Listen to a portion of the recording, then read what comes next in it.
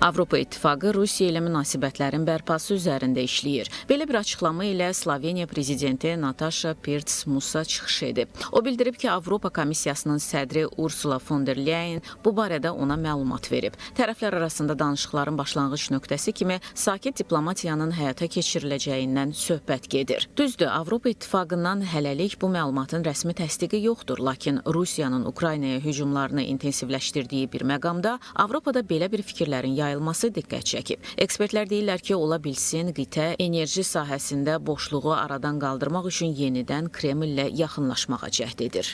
Ukrayna ətrafında baş verənlər, xüsusən Amerika və Rusiyanın müharibənin dayandırılması ilə bağlı apardığı danışıqlar fonunda Avropa İttifaqının Rusiya ilə yenidən dialoqu bərpa etmək istəkləri istisna edilməməlidir.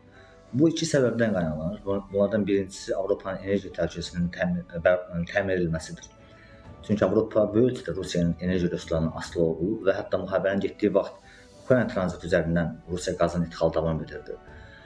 Təbii ki, Avropa İttifaqının alternativ mənbələr axtarışı istənilən effekti vermir və bu da Avropanın iqtisadi planlarına zərbə vurur. İkincisi isə əsas səbəbdir. Bu Avropanın geosiyasi planlarından qaynaqlanır. Ukraynada müharibənin başlaması Avropa İttifaqı və Rusiya arasında münasibətlərdə dərin uçurum meydana gətirdi. Reallıqdır ki, tərəflər arasında böyük iqtisadi əlaqələr mövcud olub. Hətta Moskva əvvəllər İttifaqın əsas enerji təchizatçılarından biri idi. Amma Kremlin bu sahədə Avropaya çıxış imkanları məhdudlaşdırıldı. Üstəlik, Avropanın Ukraynaya qoşun göndərməklə bağlı fikirləri hələ də qalmaqdadır. Onlar indiki halda Ukraynada uzun müddətli atəşkəsin əldə olunmasında maraqlıdırlar. Hətta bunun üçün Rusiyaya sanksiyaların əhatə dairəsi genişləndirilib. Bütün bu proseslərə baxmayaraq Vladimir Putin Avropa ilə yenidən yaxınlaşmanı real hesab edir. Hələ Ukrayna savaşı başlamazdan öncə Avropa İttifaqında Rusiya ilə münasibətlərlə bağlı ciddi fikir ayrılıqları var idi. Hətta Almaniyada çalışırdı ki, Rusiya ilə münasibətlər tamamilə qırılma nöqtəsinə çatmasın. Çünki Almaniya iqtisadiyyatının